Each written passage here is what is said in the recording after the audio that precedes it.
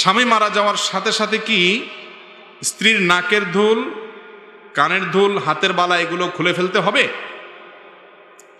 নবী করিম সাল্লাল্লাহু আলাইহি ওয়াসাল্লাম ইবনে হাদিস থেকে আমরা জানতে পারি, কোরআনে কারীমের আয়াত থেকে আমরা জানতে পারি, একজন স্ত্রী তার স্বামীর মৃত্যুর পর 4 মাস 10 দিন পর্যন্ত তিনি ইদ্যত পালন করবেন, শোক পালন করবেন। কয়দিন? 4 মাস 10 দিন। এই সময়টাতে তিনি প্রথমত বিবাহ শাদী করবেন না, কারোর সাথে বিবাহ শাদীতে বসবেন না। আর যদি তার গর্ভে কোনো সন্তান থাকে তাহলে সেক্ষেত্রে সন্তান প্রসব হওয়া পর্যন্ত এই বিধান চলবে, 4 মাস 10 দিন না।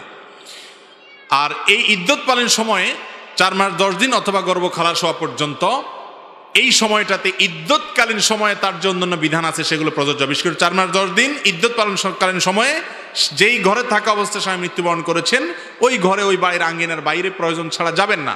সাজগোজ অতিরিক্ত করবেন না। সাধারণভাবে যে পোশাক আশাক পরেন সেগুলো পরবেন, কোনো অসুবিধা নেই। অনেকে মনে করে সাদা পোশাক পরে থাকতে হবে, না, এমন কোনো কথা নেই।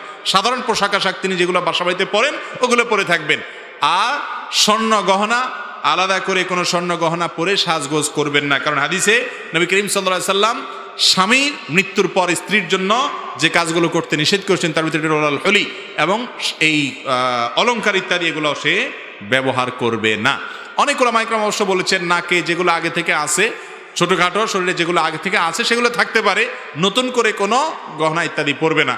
কিন্তু অন্যান্য ওলামা ইকরাম হাদিসে সাধারণভাবে অলংকার না পরার ব্যাপারে নবী করিম সাল্লাল্লাহু আলাইহি ওয়াসাল্লাম যে নির্দেশ করেছেন সেই কারণে বলেছেন যে অলংকার, হাতের বালাটালা এগুলো খুলে রাখবে এবং শোক পালন শেষ হলে তারপর তিনি পরবেন।